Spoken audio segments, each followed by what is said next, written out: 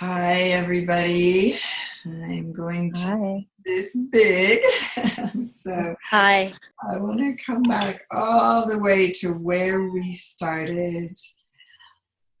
One of the reasons you came into this group is that you may have seen a webinar about being reliably happy, whether or not others change. I did start the recording, right? Are you seeing it? Yes, I did see that it said you started it. All right, so we'll start over there. So anyway, again, so the reason you may be here with us today is because you saw this webinar, which is just a little bit of review about just thinking for yourself, like what's the elephant in your room, even after all this spiritual journey. Where can you still fly into a rage, or where do you still feel completely clueless about something that you just really don't know how to handle it, to change the dynamics? You know you don't like the way it is, but you just kind of almost in a childlike or clueless place, or very anxious or confused. And your life, again, may look good from the outside. You've done all your spiritual homework, but you're still going through life being angry and anxious and alien. So you're here for radical relationship relief in one or more of your relationships. And what you come to find as you're going through this work is that you've been placing your happiness out there in areas that are so completely out of your realm of control, or even the purview of kind of what's yours, really. If could everyone mute yourselves if there's any background noise where you are. So what we're doing here, and that as I wanted to just again go through these 6 keys briefly, so you see the structure of how we are working on a very systematic way to access your own dependable peace and end the hopeless quest to control outcomes and others. So this dependable peace and delicious connection ends up being there no matter what's going on. You know, there she is surrounded by jellyfish. Not saying this is a good idea. Please don't try this at home. But it can be in some ways that the rest of the world is showing up in ways that aren't exactly what you want them to be. In fact, even at this time in my life, I was probably pretty disgruntled with my mom. So we look happy there, but below the surface, well, you get to the point where, yes, of course we were some of the time, and this was a very loving moment with my daughter and her. And yet, you know how it is when you don't know what to do with the really, really hard stuff. You're just stuck. It's like there are no grown-ups in the room. And everybody's got their story about how the other one needs to change, or how your situation needs to change in order for you to be happy. So, as you know, this is about using what upsets you. Where do you feel stuck? And when you start to do that, then what happens is you actually are so solid with yourself that you begin to avert conflict and crisis. It doesn't show up nearly as much. And the foundation for your own unconditional safety and clarity and connection becomes you. And as a result, you get to align so powerfully with who you are that your life starts to go in directions that feel really good and comfortable and right for you. So along with that is that just a feeling of being safe and supported by life as is, because you know what to do with the pain. You have a new relationship to your emotions.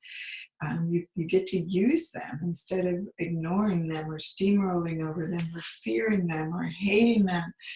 You get to use them to wake yourself up to this unshakable self-solidarity. And when you do stop resisting reality as it shows up, you find limitless safety within it.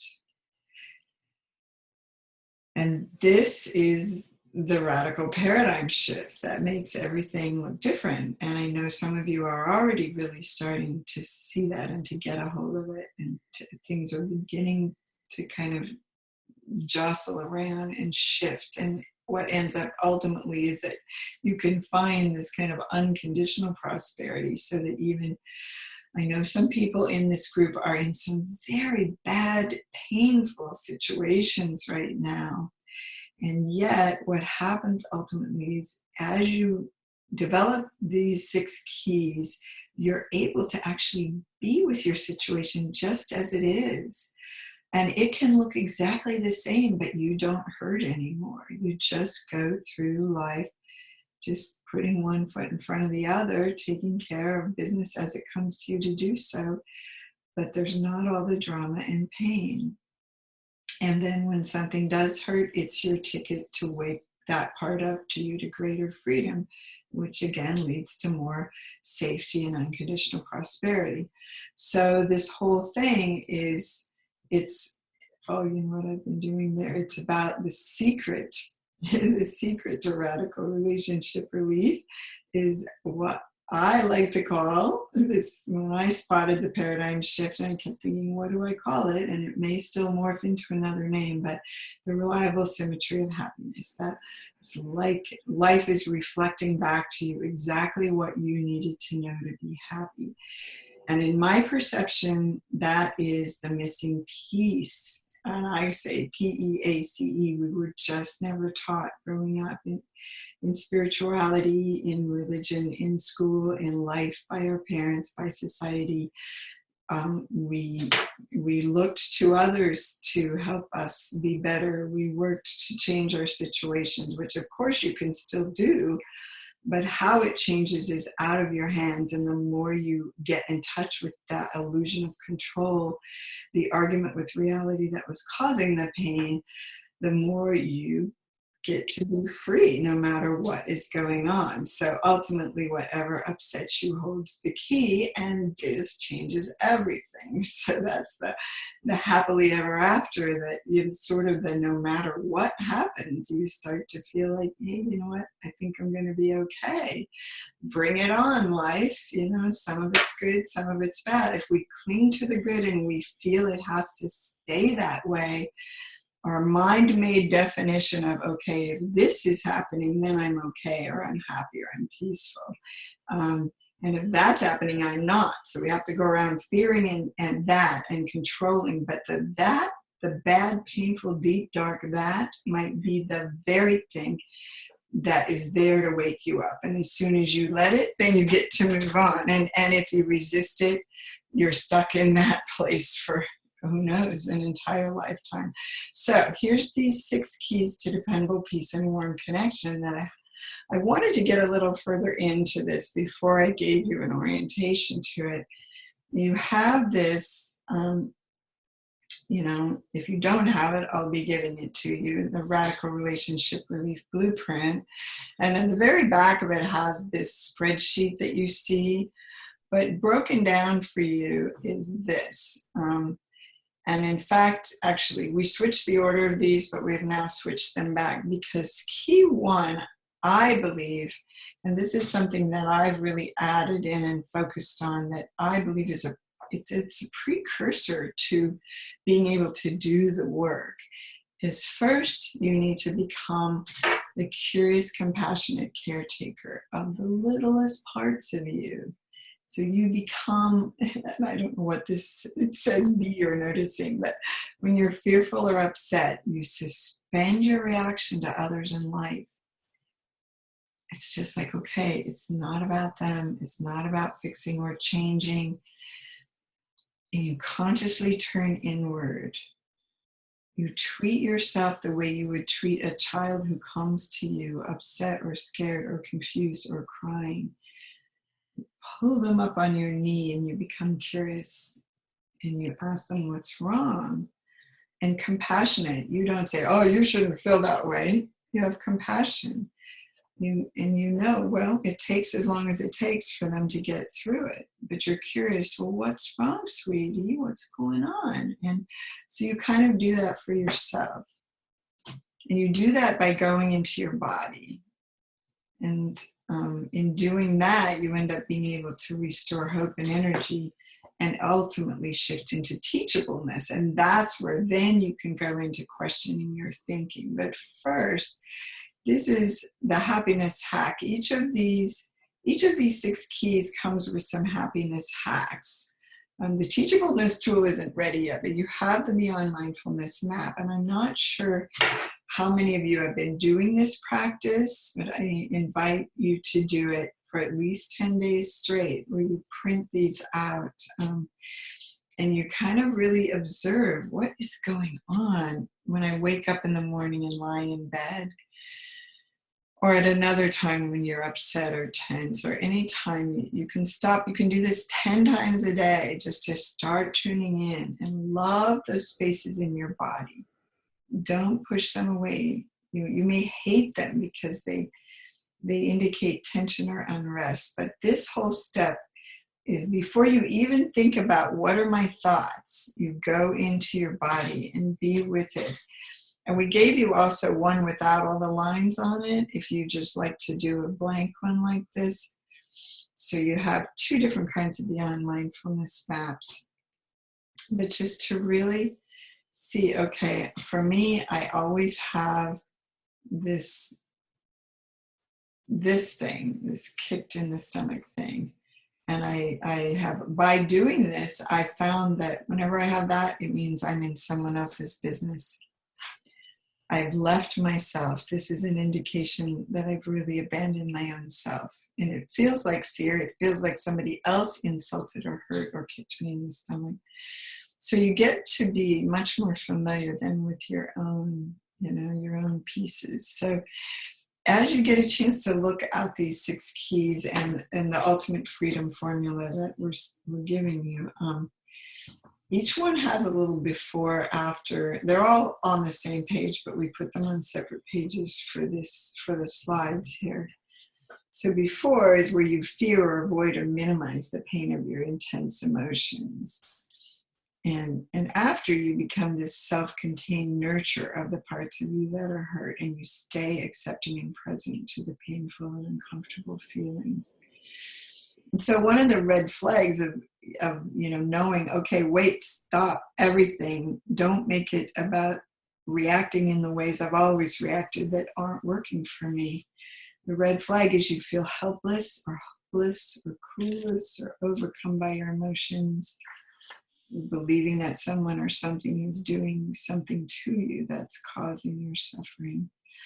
And once you've made this sort of shift, as you're learning to do this, you no longer feel so clueless in the face of your unwanted feelings. You know how to be that compassionate parent figure for yourself. So going back to the wheel, then what happens? So if you think about, you can come in on this wheel anywhere on this wheel, because like with some issues, you may have done a lot of your work and you're able to jump right over to forgiveness and fearless faith, or just enjoy the unfolding that's over here in this 6th key. Other times you're ready to dive right into the work, this is the one about the work, and invert your interpretation. Other time, and that's what usually you're kind of blaming someone else. And then other times you're blaming yourself. So this one is about embracing the innocence. And you would go like, wow, I'm really beating myself up. Let me do the wheel of self-love.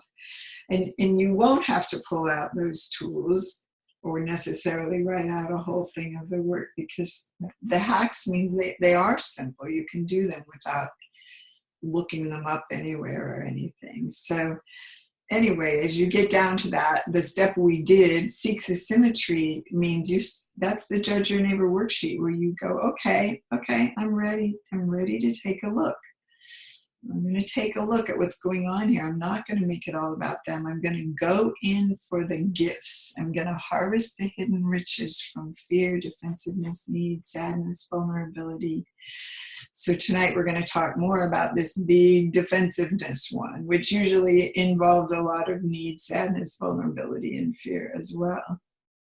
So you go beyond mindfulness, beyond the just being the observer of the thinking and the accepting place in your body, to try to really say, okay, what's driving, what thinking is driving this anger? And that's where you go ahead on the map and write it down, put it in a Judge Your Neighbor worksheet. And the before of this one is that you feel like a victim of your circumstances or another behavior.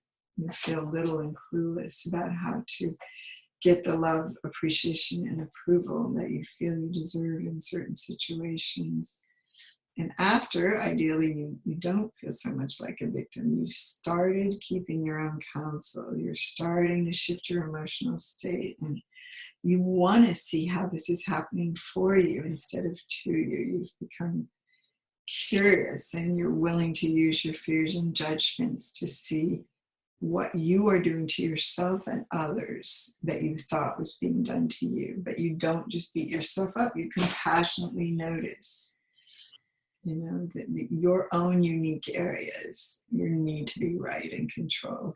So anyway, then you get to go into the work, which is invert your interpretation. You compassionately find the situation-specific ways that you are creating the suffering.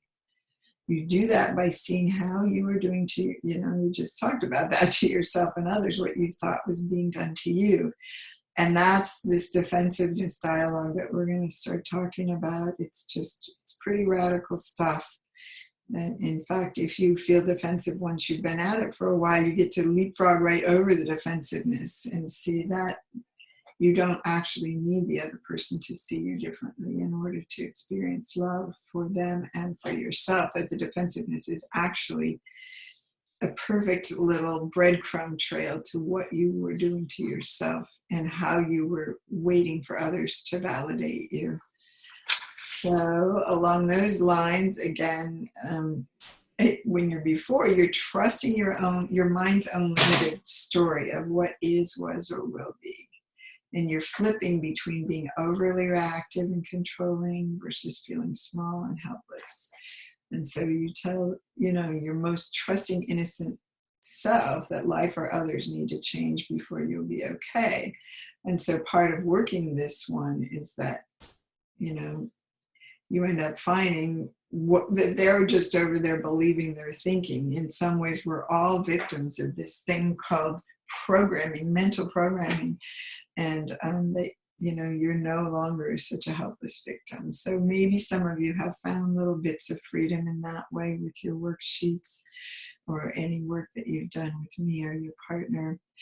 So again, then you come embrace the innocence. If you find the flip side, this one we were on before is more about blaming others or feeling like a victim of life or others and needing them to change before you'll be okay. And this one is when you catch yourself blaming yourself, being stuck in a hamster wheel of regret.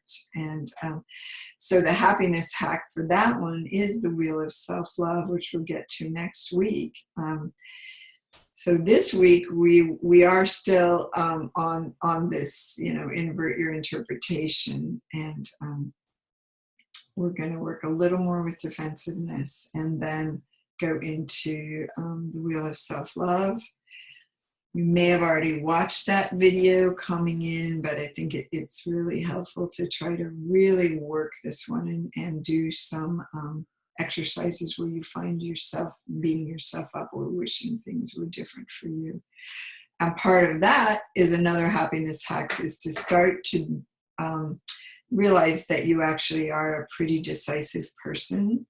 And the ways you were indecisive, you were often confusing yourself by being in other people's business and believing, being all entangled with their needs, wants, wishes, expectations of you. And also that the fear of going into that hell of regret was what was keeping you indecisive in some ways. So this one there's actually 8 of these steps that have you come in kind of into your heart and start keeping your own counsel. So as you start getting good at that, you don't feel so threatened by other people. You've really worked some of the self-hatred that was driving your defensiveness and the need to point the finger at others. And so you can go pretty deeply into forgiveness of the deepest issues that you still have, even though you've come, as you work this, it'll be cycles again. Of course, in this class, it's really just an introduction. That's why it's called a boot camp. But you will, in some areas, get to that fearless faith where you feel like, you know what, this thing is showing up, and right now it sucks, and I don't really understand why it's happening, but I kind of got faith in what shows up, that it's beyond my mind's ability to understand it and know what it means. And you start to really be able to live from that place. You start to trust what unfolds because you've questioned enough of the thoughts that you see that all players are acting out of well-meaning and yet sort of primal, visceral survival scripts, and that there are really no bad people or bad outcomes. And you free yourself by making amends where you find that you have caused harm, but you were careful to first forgive yourself fully. And the happiness hack for the forgiveness one is what I sent out this week, because that's what we're on with the mastermind group. And this is kind of the cheat sheet for it, but I think it's about an 8-page thing that has these deeper steps that address both blame and shame, and going into the freedom. When you free yourself from the entanglement of needing someone else to apologize, needing them to see the error of their ways, needing them to change. I mean, you are a victim. You're sitting around waiting for them to change, but that was only based on a decision that you made. So once you know how to free yourself, by the forgiveness is realizing that there was never a problem to start with, except from the perspective of your mind's limited definition, then you get to experience a lot of freedom. And as you start to do that, you just get to, here we are, enjoy the unfolding. You're going through life, kind of noticing what shows up. I actually spent some time laying on the ground today because I woke up overly tired. I've been pushing myself really hard, and I remembered a promise I made to myself. In fact, a friend reminded me of it, to get down and be with the tiniest flowers. And being on the ground with tiny flowers, violets, these other little purple guys. Dandelions were so beautiful in the spring. I really spent a lot of time studying some dandelions and laying on each of my sides, my back and my stomach, and just really, felt like I got a whole new lease on life by doing that for about 10 minutes, just stopping and going, oh my goodness, look at this life. No matter where you are, no matter how bad you feel, you can look at your fingernail if you have to and see the miracle in that. And when you're not, though, you're not. So that's when you come around this full circle. But just to stay with this one for a minute, it's this, when you find that a no from life is equal to and often better than a yes. It's where your mind told you, I need this to be happy. We need to go in this direction. Somebody needs to act this way toward me, or give me this, or I need to have this amount of money in my bank account, or I need to get this much done in the next hour, or whatever your mind comes up with. It's just hilarious. It has nothing to do with the reality that actually unfolds. But our minds are very good at taking credit when things go well and blame when things go wrong, or blaming someone else. So it's almost more like it's just an unfolding and we're just here to enjoy the ride. So that's when you start to go, oh, wow, I got a big painful no from life. And the more it hurts, the more you start to trust that you've got a really big gift in there, a really big wake up call. So before, your mind believes it knows how each event should unfold, and then you feel betrayed by yourself when you don't show up that way, or by others when they don't. And you keep replaying the programmed reactions over and over again. You keep, it's like beating your head against the wall, doing the same things and expecting different results. So the after is that you get to live kind of in joyful openness, true faith in the great what shows up, and that comes with kind of a willingness to serve. Okay, what is life asking me to do? And you're committed to listening to your body's reactions and questioning the ego stories that return you to your old unproductive ways.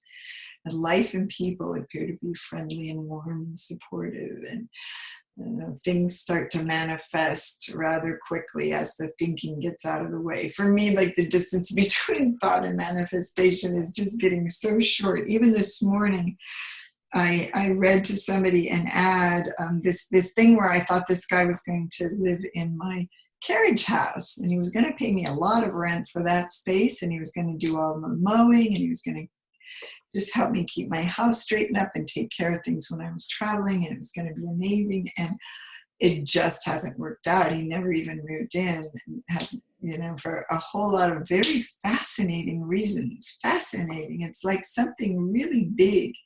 This amazing person who seemed so perfect had to just act out on so many levels for me to get the lesson that, nope, not doing that. I don't care how much money it is. This isn't working for me, the level of sort of give and take. And so I immediately realized, well, what I really want is somebody who can live in there and really, really do some work. And last night at 2 a.m., I wrote a job description that I was going to put up at the grocery store. For the first time ever, try to get a local person to help me or to live there. And I sent it to my cleaning person and said, how does this sound? But then somebody else showed up who's been working for me for a long time, who I didn't realize would be willing to move into that space, and lives a little bit far away and can do almost all the things that I need help with. And so I never even posted the ad. It's sort of like that, how life shows up with the solutions when you just are trusting. And I never really had a lot of stress around the fact that this other thing wasn't working out. It was just like a curiosity, and I kept checking in and saying, well, what do I need to do now? And how do I need to take really good care of myself now? And then it just became really clear that, this is not going there. This is not something that's in the cards for me right now. So then it's like even difficult situations are seen as your kind teacher. I could be lamenting the loss of that income, or what a nice person this guy seemed to be, for whatever reason. But you simply don't stay stuck there for too long, and you act effectively. So this is what, the spreadsheet, I just read you through all of those, but this kind of shows everything all on one page. And what happens, again, coming back to the thing, is where we are right now. I'll show you. Okay, pretend the orange and the green are switched because we just didn't get to upload the most recent version into here. So we've really worked on these two at first, which is the Judge Your Neighbor worksheet and being the curious, compassionate caretaker of the littlest parts of you, where you tune in what is going on, and can I become the observer rather than the believer of these painful thoughts. Just backing up and being the observer really helps. And then you become willing, you become teachable. You're like, okay, I'm willing to question what I was believing and see what are my blind spots. And then you also find that if you find, the ways that you were doing to yourself and others what you thought was being done to you, but you find that you're kind of hard on yourself about that, you can embrace the innocence in the words and actions you regret by going back and realizing who you were when you did those and what you were believing in that moment. And then you move forward with the fearless faith, and you enjoy the unfolding. And then if something hurts, you notice it and go back to key one of being the curious, compassionate caretaker. So it's this big loop. So right now we're still on key 3, invert your interpretation. And we're going to talk just a little bit about defensiveness. So I just want you to move into thinking about, well, let's do this for a minute. Just close your eyes and come into your body.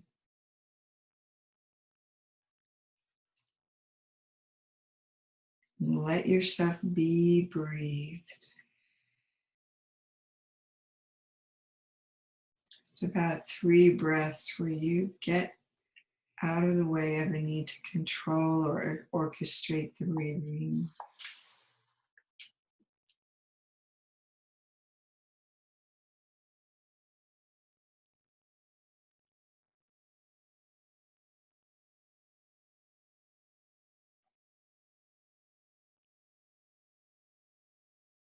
And notice also that you're being thought. You don't say, oh, I think I'm going to think this now. It just shows up.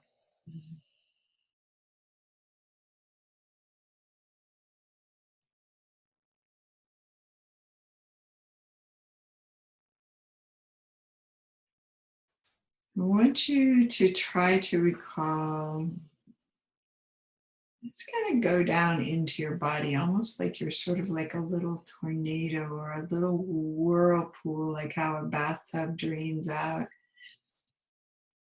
Start up around your forehead, sort of that third eye area, and just sort of let it rather quickly drop down into your heart.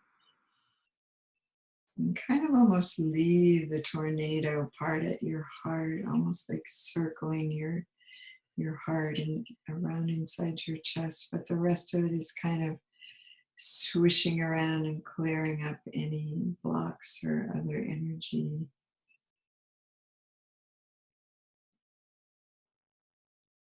And see if you can think of a time. This may be hard to just call up out of the blue right now.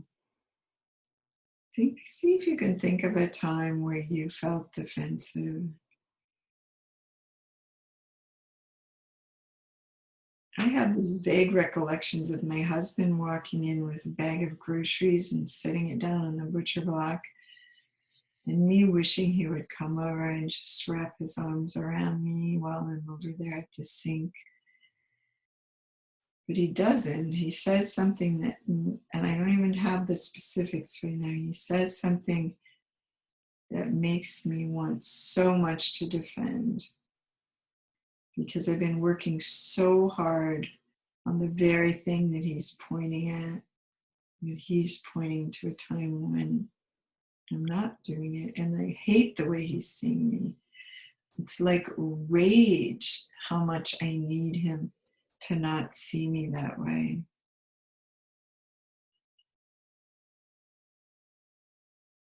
Just take a few minutes and see if you can find a place in your childhood, and maybe it was yesterday with a boss, somebody who's characterizing you,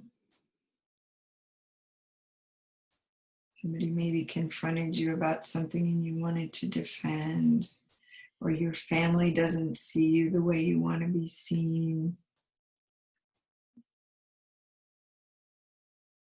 And we're going to just take about 3 or 4 minutes and really sit in this. And just without even going to a specific Judge Your Neighbor worksheet, if you find a situation, visualize it really clearly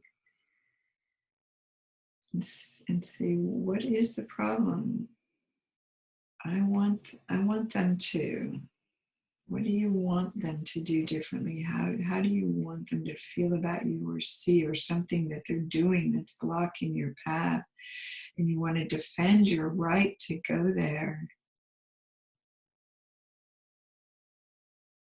Just, or the other thing could be you're justifying, you're explaining, you're wanting to make sure somebody understands your innocent motives.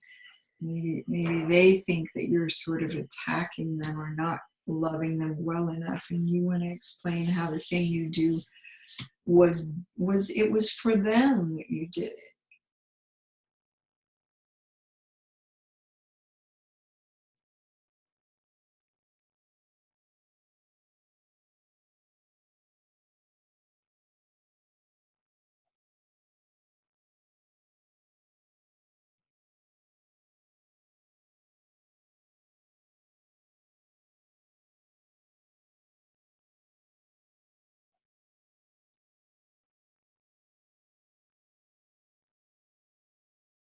somebody who's wrongly accusing you or just doesn't see all of who you are and what you want them to see.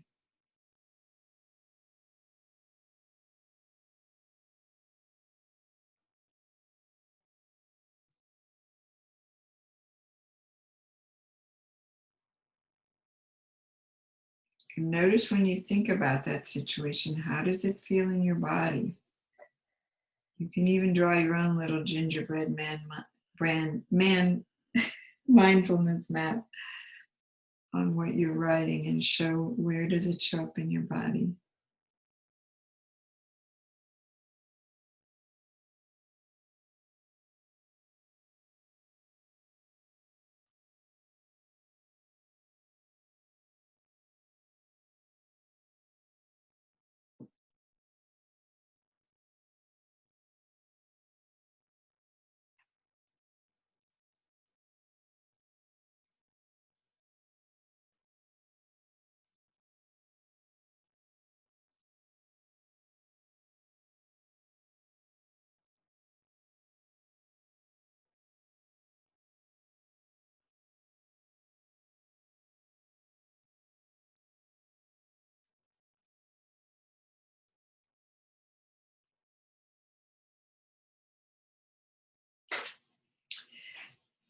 I want them to, they should, or they shouldn't.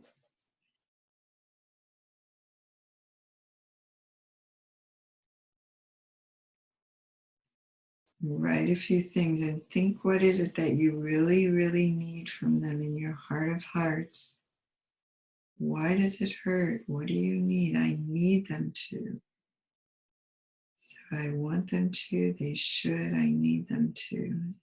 Whatever comes to you.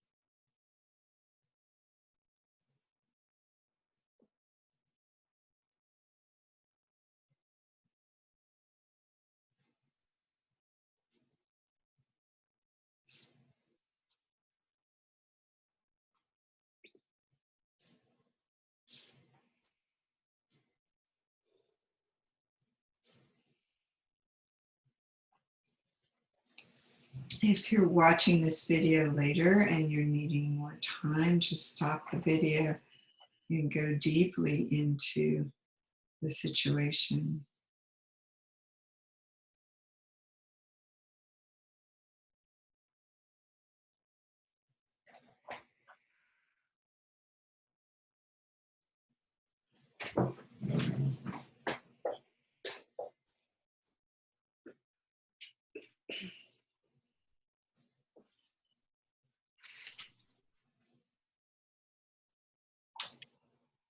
So I'm going to stop